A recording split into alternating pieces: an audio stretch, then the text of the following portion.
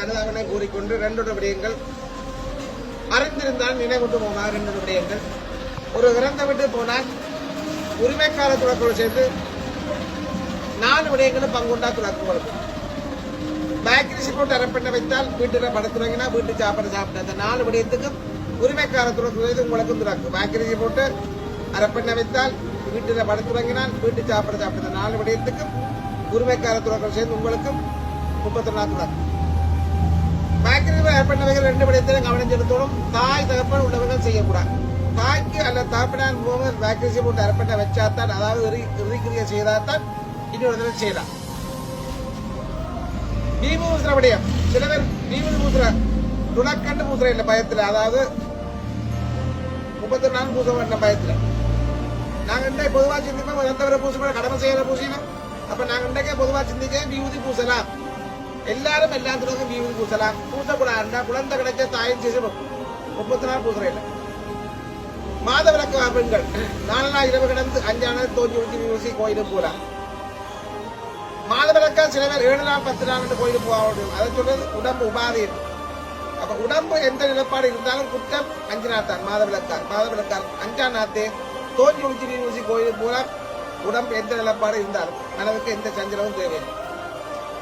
மையம் பாக்குறோம், அதாவது பொடி பாக்குறீங்க. பொடி இன்றைக்கு தகனத்து போனால் இன்றைக்கே கோயிலுக்கு போகலாம். இதுவும் சில பேர் தெரியா. நீங்க வேக்கேஜ் போட்டு அரப்பெண்ணை வச்சுட்டு 3ஆம் நாத்து போய் கோயில நிக்கிறீங்க, அது 34 ரூபாய்க்கு. ஆனா பொடி தகனத்துக்கு போனால் கோயிலுக்கு போலாம்டா போக பயப்படுறீங்க, மாறி செய்யறீங்க. நேற்று முந்த நாள் பார்த்தா போகக்கூடாது.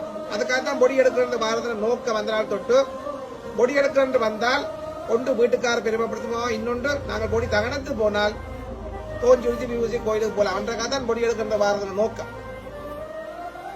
நாங்கள் பொடி எடுத்துக்கொண்டு ஒரு சில அந்த பெட்டியால பந்தர கிட்டிக்கணும், அது தவறு. அப்படி செய்யக்கூடாது. கோயில்ல நாங்கள் சாமி எப்படி காவறோம் அது போதும், அலுங்காம குலுங்காம கொண்டே சேர்ப்போம்.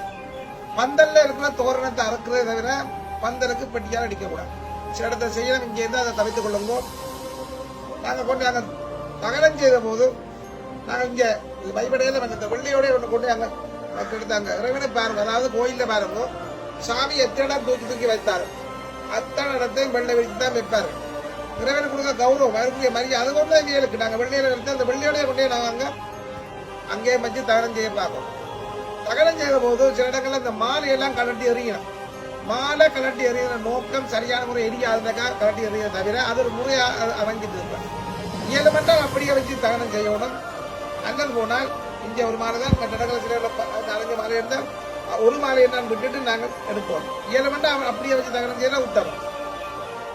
வேலை மனதை வைத்துக்கொண்டு இந்த அந்தரடி கிரிகள் எல்லாம் நாங்கள் அந்தரடி கிரியை வீட்டில் நாங்கள் சிறப்பாக செய்கிறது. கீரி மேலையில் அங்கே கல்லுத்தான் போட சொல்லிக்கிறோம். அங்கே போய் கீரி மேல கிரியை செய்ய சொல்லி அல்ல. நாங்கள் முறைக்கு நாங்கள் 31 நாள் வீட்டில் செய்கிற அந்த படையல் இறுதி படையெல்லாம் அந்தரடி படையல். அப்போ நாங்கள் வீட்டில் அது முறையாக செய்து முறையாக படைத்து அதை கொண்டு அந்த அவருக்கு அவர் வீட்டில் இருக்கிற அவர் ஆத்மாவை வீட்டில் கூப்பிட சுகமானது. கீரி மேலிருந்து இங்கே இருக்கிற ஆத்மாவை கூப்பிடுறது வீட்டிலேயே செய்கிற சுகம். அப்போ நாங்கள் வீட்டில் செய்கிற சுகம்.